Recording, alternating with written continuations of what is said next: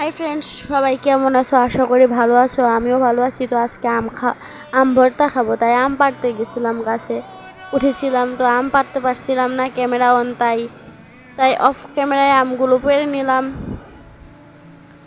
দেখো গাইস, এই আমটা পাড়তে গিয়ে আমি কি করে বসি।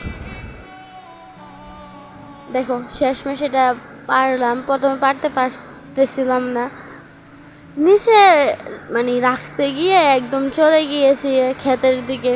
তো এটা আর আনতে পারিনি, আমি চলে আসছি এইগুলো দিয়েই ভর্তা খাবো। তাই এখন একটু দেখি কোনটায় রাখা যায়, এটা না ওইটা, না ওইটাই রাখি। এখন একটু ধুয়ে নিলাম, তারপর ছেলেও নিয়েছি।